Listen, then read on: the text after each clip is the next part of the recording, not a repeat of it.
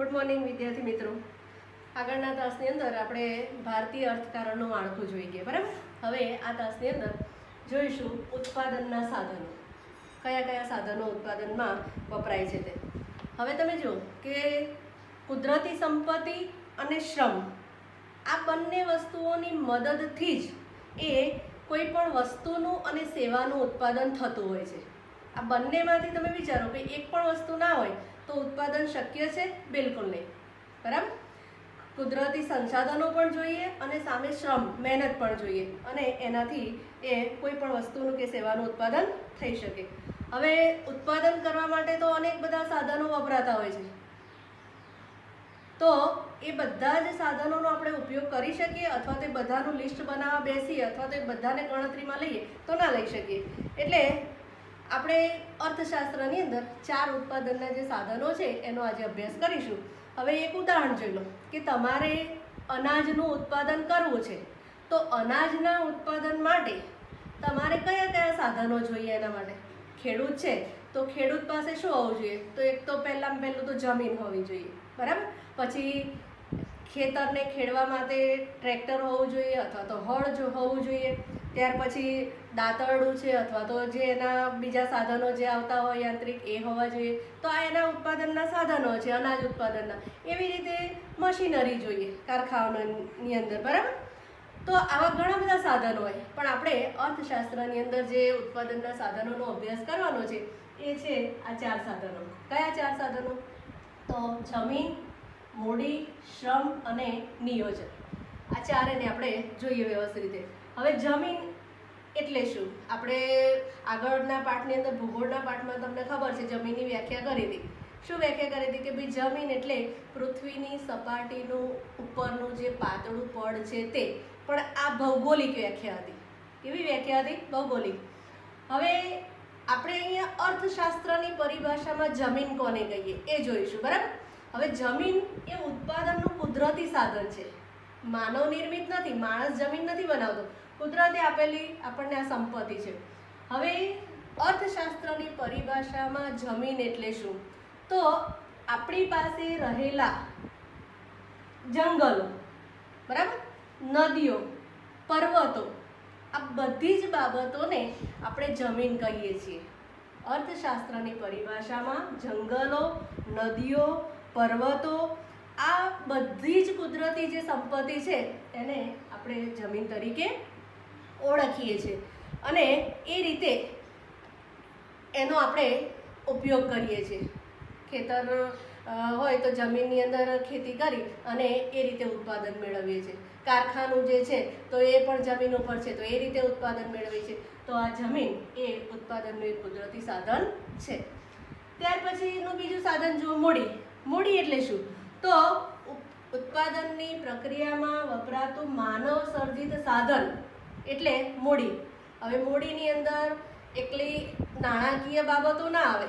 આપણે તો એવું કહીએ મૂડી એટલે આર્થિક બાબતો, આપણી પાસે પૈસા કે ધન દોલત કે બીજી મિલકત હોય એને મૂડી ગઈ. પણ અર્થશાસ્ત્રની ભાષામાં મૂડી એટલે યંત્રો, ઓજારો, મકાનો, જેનો ઉપયોગ આપણે ઉત્પાદન કરવાની અંદર એનો ઉપયોગ કરીએ છીએ, એવા બધા સાધનોને આપણે મૂડી તરીકે ઓળખીએ છીએ. ત્રીજું એનું સાધન છે ઉત્પાદનનું શ્રમ. શ્રમ એ કેવું સાધન છે? તો ઉત્પાદનનું સજીવ સાધન છે. શ્રમ એ માણસો દ્વારા થાય છે એટલે એનું સજીવ સાધન કહેવાય. એની અંદર ખેતમજૂરો પણ આવે, શિક્ષકો પણ આવે. આ બધાનો શ્રમ એની અંદર એ દરેકે દરેક જગ્યાએ જે ઉત્પાદન જુદું જુદું થતું હોય એ રીતે કામ થતું હોય છે. માનસિક શ્રમ હોય છે, શારીરિક શ્રમ હોય છે, બરાબર. ખેડૂતો જે શાળાની અંદર ભણાવવાનું કામ કરે છે તો માનસિક શ્રમ કરે છે, ખેતમજૂરો જે છે તો શારીરિક શ્રમ કરે છે. એટલે આ શ્રમ એ ઉત્પાદનનું ત્રીજું અને સજીવ સાધન. ત્યાર પછીનું ચોથું જોઈએ, નિયોજન અથવા તો નિયોજક, બરાબર. હવે ઉપરના 3 સાધનો જુઓ, જમીન, મૂડી અને શ્રમ. આ ત્રણેય આપણી પાસે છે તો ખરા, પણ એ ત્રણેયને જે જોડવાની કામગીરી કરે છે, એ ત્રણેયને જોડીને ઉત્પાદન મેળવવાની જે કામગીરી કરે છે એ વ્યક્તિને આપણે નિયોજક કહીએ છીએ, બરાબર. અને આ જોડવાની જે પ્રોસેસ છે કામ એને આપણે નિયોજન તરીકે ઓળખીએ. તો આના વિના પણ એ ઉત્પાદન શક્ય નથી. તો આ રીતે ઉત્પાદનની અંદર જે સાધનો છે એ જમીન, મૂડી, શ્રમ અને નિયોજન, આ 4 સાધનો એ આવે છે. હવે એના પછીનો જુઓ મુદ્દો, ઉત્પાદનના સાધનોની ફાળવણી. તો એને પણ 4 મુદ્દાની અંદર વિભાજિત કરેલી છે, બરાબર. અમર્યાદિત જરૂરિયાતો, જરૂરિયાતોમાં અગત્યનું ક્રમ અને મર્યાદિત સાધનો અને સાધનોનો વૈકલ્પિક ઉપયોગ. આ ચારેને આપણે સમજીએ પહેલાં જોઈ લો કે માનવીની જરૂરિયાતો કેવી છે? અમર્યાદિત, બરાબર. અને એ જરૂરિયાતોને પૂરા કરવા માટેના જે આપણી પાસે સાધનો છે એ સાધનો મર્યાદિત છે. હવે તમે જોજો, વિશ્વનો કોઈ પણ દેશ એવો નહીં હોય કે જેની પાસે અમર્યાદિત સાધનો હશે. એવો તો કોઈ દેશ છે જ નહીં. હા, જરૂરિયાતો અમર્યાદિત હોઈ શકે, પણ સાધનો તો દરેક પાસે કેવા છે? મર્યાદિત છે, બરાબર.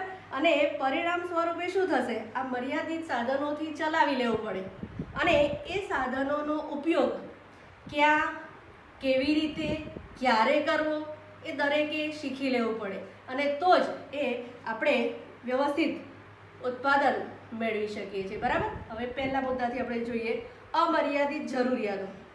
આપણે પહેલી લીટી જોઈ ગયા કે ભાઈ માનવીની જરૂરિયાતો અમર્યાદિત છે, સાધનો મર્યાદિત છે, બરાબર. હવે ઘણીવાર એવું બને છે કે એક જરૂરિયાતમાંથી બીજી જરૂરિયાત ઉદ્ભવતી હોય છે.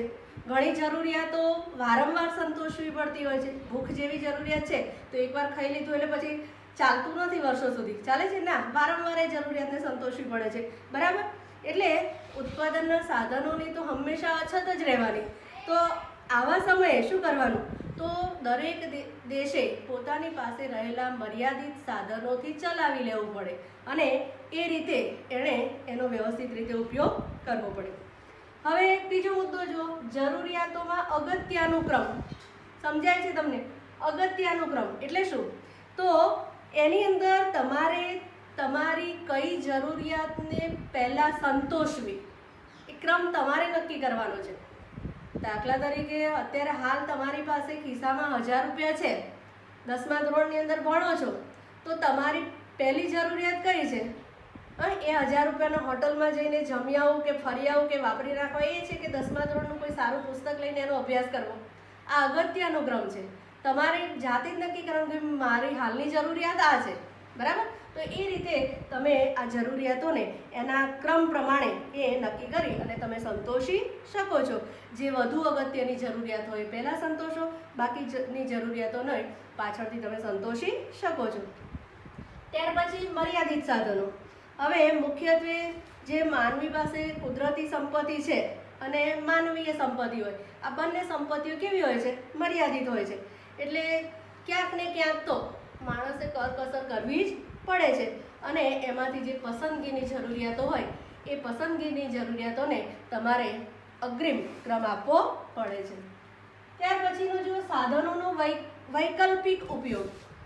કોઈ પણ સાધન એ અનેક ઉપયોગો ધરાવે છે, એટલે એ વિકલ્પોમાંથી પણ તમારે પસંદ કરવાનું હોય છે અને એ કઈ જરૂરિયાતને પહેલાં સંતોષવી. દાખલા તરીકે એક ઉદાહરણ જોઈએ એટલે તમને વધારે સારી રીતે સમજાશે કે કોઈ ખેડૂતની પાસે જમીનનો ટુકડો છે, તો એ જમીનની અંદર ઘઉં, ડાંગર કે બીજા અન્ય પાકો એક સાથે ઉગાડી શકશે નહીં. એણે પસંદ કરવાનું કે ભાઈ મારે કયા અનાજની જરૂરિયાત છે, કયું અનાજ વધુ વપરાય છે અથવા તો બજારની અંદર શેની વધારે માંગ છે. તો એ પ્રમાણે એક જ કાં તો ઘઉં ઉગાડશે તો એણે ડાંગર એ નહીં ઉગાડી શકે, ડાંગર ઉગાડશે તો ઘઉંને નહીં ઉગાડી શકે. ગમે તે એક પસંદ કરી અને એ એનો વિકલ્પ પસંદ કરી અને એ ઉગાડશે. તો આવા તો અનેક ઉદાહરણો આપણે લઈ શકીએ છીએ. તો આમ ઉત્પાદનના સાધનોની ફાળવણી પણ 4 રીતે થાય છે અને એ રીતે આપણે એ સાધનોનો જરૂરિયાત મુજબ એ આપણે ઉપયોગ કરવાનો હોય છે. બાકીની જે વાત છે એ આપણે અગાઉના આપણા આના પછીનો જે તાસ આવે એની અંદર. ઓકે.